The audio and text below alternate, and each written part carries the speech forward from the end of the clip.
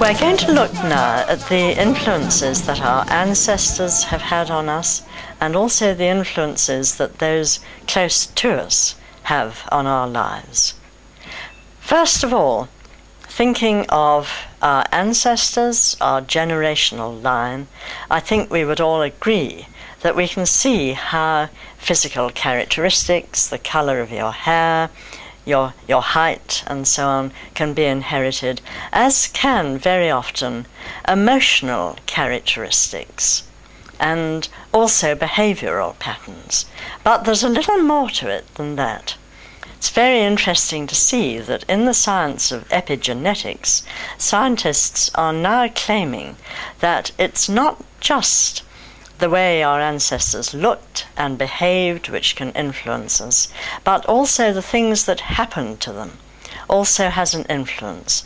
They've discovered that trauma, for instance, can alter the genetic structure of an individual, and that altered DNA pattern is then handed on to children and to grandchildren. In the case of trauma, for instance, this will often mean that both the children and the grandchildren may be prone to higher stress levels and may have a much shortened life expectancy.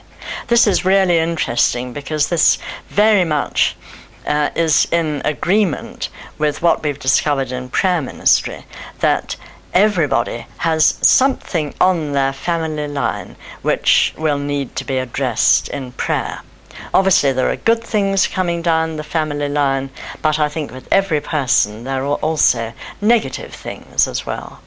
So what does the Bible tell us about generational influences?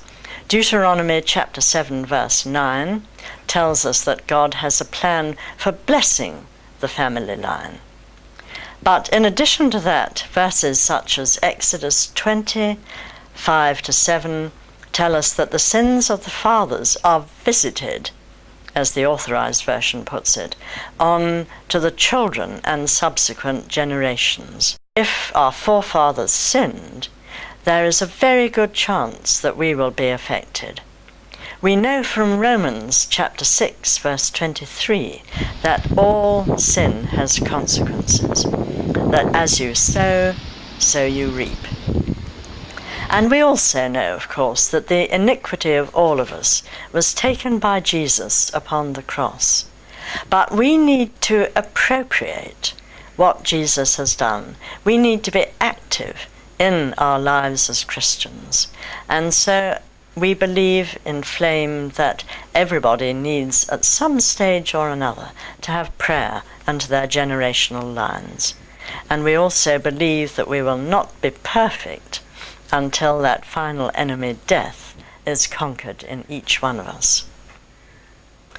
However, generational iniquity does not mean that we are inevitably going to sin in the way our ancestors have. It may mean that we have a tendency to sin, but it's still important to remember that each one of us still has a God-given choice over our behavior. Now, in prayer ministry, once we have forgiven our ancestors and once Jesus has set us free from the negative influences on our family line, then very, very often we find again a new blessing, a new release, and very often new physical healing. In my life, I thought there was nothing wrong with me for many years, until I had ministry into the Freemasonry on my mother's family line.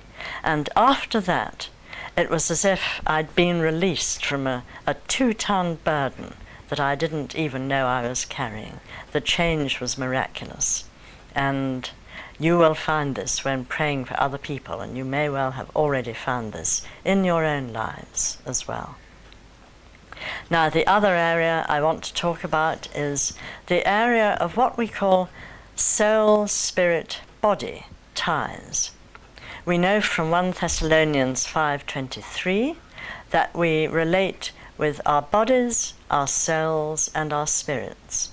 And Acts chapter 4, verse 32 tells us that all believers were one in heart and mind.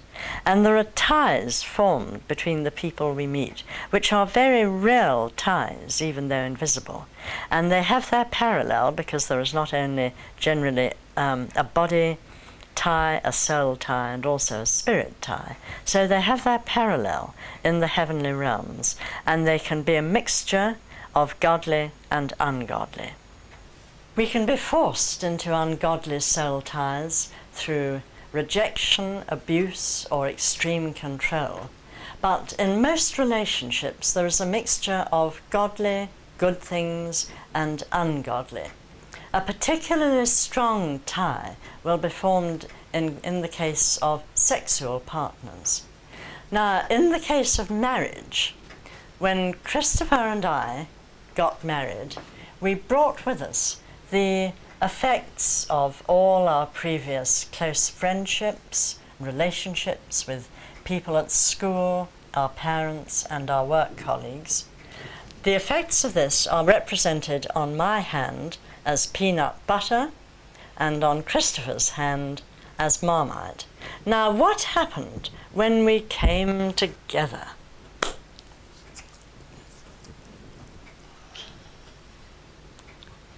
You will see, I hope, that on each hand there is now a mixture of Marmite and peanut butter. And this is a very good visual way of portraying what happens in a relationships, how the effects of previous relationships get transferred from one person to another. Now again, as with generational influences, Jesus can come. We shall usually need to forgive and maybe repent of past ungodly relationships, but Jesus will come and he is able to break every single ungodly soul, spirit, and body tie. And this we found to be one of the most important and powerful areas of prayer ministry.